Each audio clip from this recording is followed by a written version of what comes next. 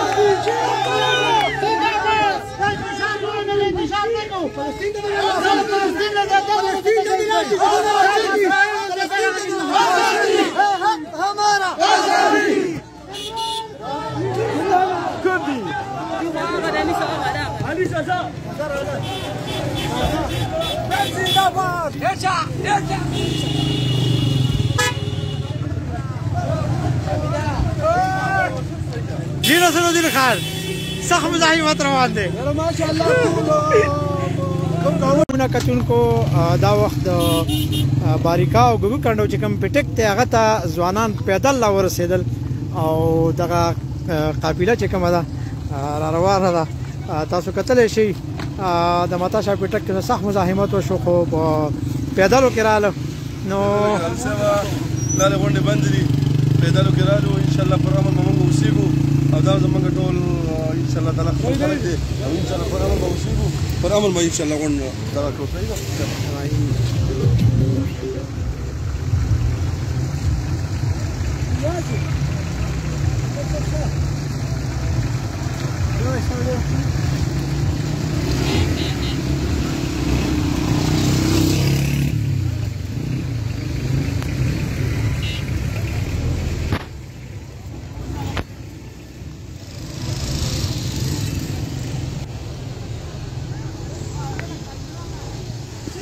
عمران خان زندباد.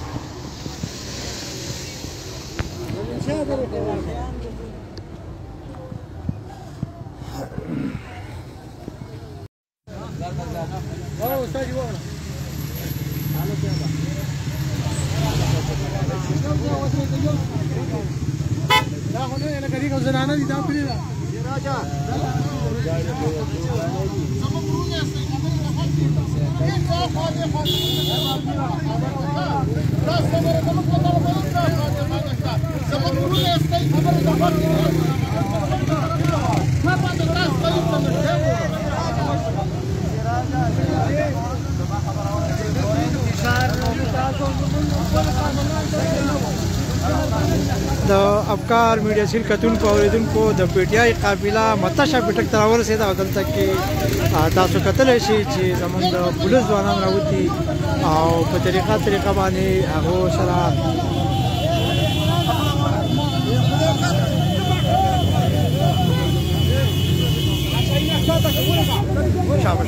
لیکل هغه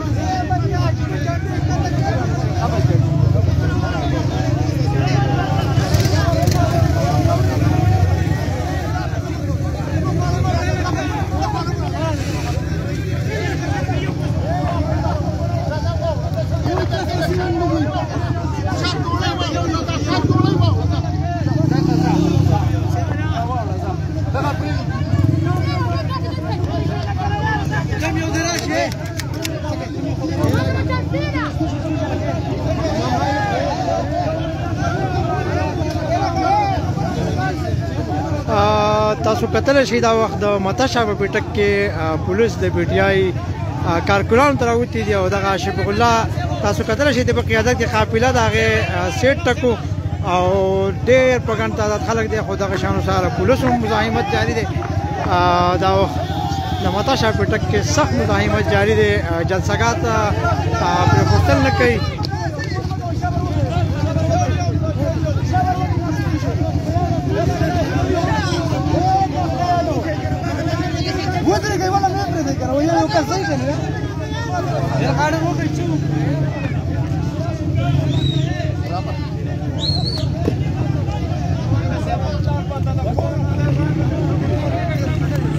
تو tiene un video coach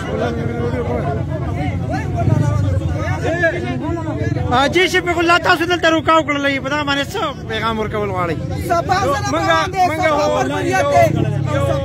یو سیاسي آئینی جمهوری ازادي په وطن کې منګه یو پرام نه کنونشن کو یو پرام نه منګه وښکاله یو سیاسي جدي